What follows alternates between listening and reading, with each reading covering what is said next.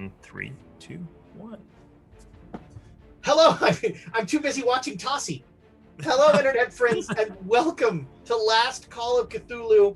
We have just finished a bananas episode that I think, so what I want to hear from you guys is, like, you have a really great way of going from absurd to like, oh God, this just got serious. And it kind of shifts on a dime.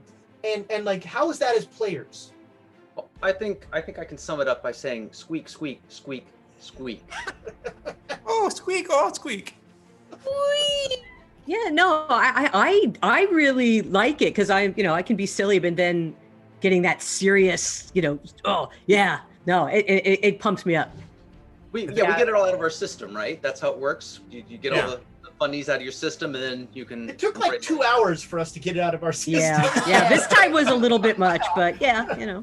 Well, and it's interesting, right? Because horror is juxtaposition, and it's the juxtaposition of the unnatural or the unholy against the normal. And what is more normal than laughing over something stupid like mouse erotica? But here's the question, though, is that like, and this is something that we struggle with, Thomas and I, is that like none of that was in character, so none of that was in game. You know what I mean? And we spent a disordinate amount of this game talking about things that had nothing to do with the game, where it would be different if, like, I could legitimately say it was juxtaposition if it was in-game comedy, but it wasn't, Well, and I don't even necessarily think that, because both comedy and horror are when you are taken out of your comfort zone. Mm-hmm. They're just like two different reactions to a similar sort of mindset. So I don't know, maybe there's something linking those that makes them easy to jump between. I think there's also an aspect of, there's the game, and then there's kind of, I don't know, the community or something else. And I think that there can be connections on different levels. And some people come and watch just to see people who have a rapport with each other have fun. For some people that's a draw. Some people are upset that we're not rolling more dice, and that sort of thing. And I think that's a dichotomy that we sort of skirt often, but I think that there is something to that whole, these people are doing stuff that's fun, I want to watch that. They're having a good time. So you think that people can enjoy us for being us and then watch us being our characters? I don't enjoy any of you personally, but... Well, I mean, but you choose to hang out with us for 3.5 hours every week. I'm like, dude, that's on you. I understand Titan Median Collective is paying me handsomely. That's Thank God somebody is. Yeah. You might want to check that contract again there, buddy. Your agent kind of fucked you over. So this was, this was a weird... I had, as usual, I had like bullet points. I knew I wanted to do a ghost story. That was what I decided. And, you guys kind of led me along to figure out the points and that sort of thing. But I was not expecting you to go back to the church. But you can't, like, you know what I mean? Even though I don't think zombies were zombies a thing in 1870? Yeah, they were.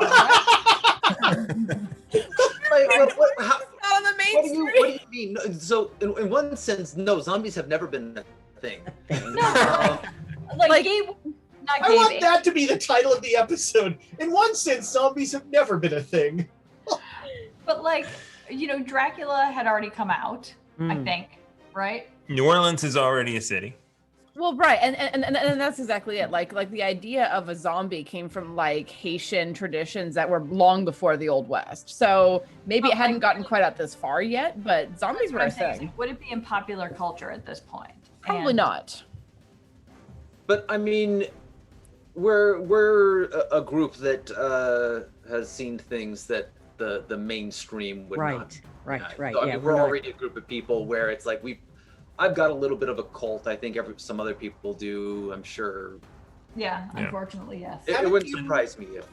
So Elias going back in. I mean, just to understand. Justify yourself, damn it.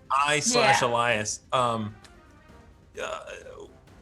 I, as a player, heard the term Revenant, so I wanted to make sure that every person who might have been responsible for her death was killed.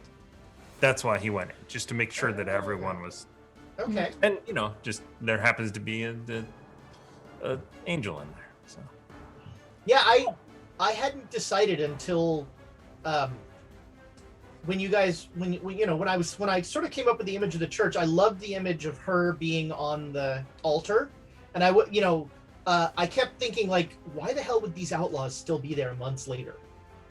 And so I had to have them be dead. That was sort of like the storytelling, but because originally I was just going to do a straight shootout. Every time I try and do a straight shootout, aliens or undead or something. I don't think we have ever in 20 episodes had just a straight shootout. We had a chance for one, and then someone summoned a thing. And Yeah. Wait, you had a shootout in the hotel with what's his name's men? Oh. The rich guy's men. Yes, but then there was dynamite and fire involved. I don't think there will ever not be dynamite and fire involved with you guys. you And also- killed the preacher. Oh. Again. So one thing you brought up, as we play, folks, we have a chat in our Zoom that people are, that the players are typing in, and you guys brought up an interesting point and a sort of a stylistic difference and a mechanical difference in Call of Cthulhu, where you don't have healers, you don't have a cleric, and so damage is kind of an accumulation thing, and that can lead to I don't know some challenges and things like that. How did that play out this time for you guys? I mean, it just affected how we were stop taking damage. You can't keep taking damage. Abort. That's just good advice in general. Yeah, but that's also why Cthulhu over D&D is the fact that it's oh, heal me, repeat, heal me, repeat. This has a little bit more of a realistic consequence where you're just if half of my ability to get out the door and survive is gone, you know what I mean? Again, that's just sort of a unit of measurement, but you're okay, so let's say I can't walk, I can only use one leg instead of two. It's time to cut and run. You know what I mean? There's not. Yeah, and I did get half of my power, but I have the strength, and so and I'm just gonna go until I fall down. Yeah, and for me, because I do have to think about it very differently in Call of Cthulhu than I do in D&D, because in D&D there will always be at least one person who can heal, but with Call of Cthulhu, in D&D I probably would have stayed and slugged it out with the zombies, trusting that a healer and a sniper would help deal with the problem. In this, I was just we're getting out of here. Yeah. The Revenant has been pulled out. We got what we came here for. Abort, abort, abort. Oh, it's so different because in the D&D game that we're playing, I don't want to say that I purposely dropped myself, but I pretty much purposely did drop myself, and so the idea of I'm gonna get myself to 0 hit points, that's actually going to be, it was good for the character. It's I can do that as a story mechanic. Here it's that's not an option. That was my bard in Jill's game. I'm just going to keep. Oh my gosh, and my paladin had to just constantly lay hands you. Yeah, Lay hands you. Sounds like the beginning of a beautiful relationship. Yeah. If that was a mouse, 2 mice. That's a story. Lay hands you. The back alley. Whew, yeah. All right. Well, what? Any other thoughts about tonight's episode? Anything you? I don't know. I enjoyed it. I had a lot of fun. I know that Mm-hmm. I saw a ghost, so that was a thing. But I felt like I could do stuff, and I liked that a lot. Thank you. Because I felt like I had a purpose and a thing to do, and I like that that. was clearly a mistake. I need to work on that. Yeah. But I do enjoy this ongoing mystery with Elias being able to see supernatural things, and then there being multiple people that we recognize as the same preacher from Stillwater. Yeah. I, the player, know a little bit about the preacher from Stillwater because Jared did his whole thing. But Susanna's just very much all right, so there's more. yeah, So I'm interested to see where that goes. Yeah. It was I knew I wanted to have only one person able to see the ghost, and I was trying to figure, and so honestly it was the person who separated themselves first would be the one who couldn't see the ghost, because I I wanted to keep that scene going for as long as possible with the ghost causing havoc and that sort of thing. I still have no idea why, Sarah's ghost is there and her body's here. That's I'm glad that there isn't actually an explanation for that yet, because I was like, that's not how it should be. But whatever. some sort of Revenant thing. Who knows? Well, and should is very much a construct of what stories have been told. Is it not obvious to all of you yet? She was possessed before she died, and the demon possessing her now is still in the physical body, whereas Ghost has departed for the house. This is Haunting 101. This is Haunting 101. All right, Okay, Sam. there All right, we go. Sam Winchester. There we go. I bought Haunting 101 and it was. Yeah. I failed. It was at 8 a.m. on a Monday. I didn't go.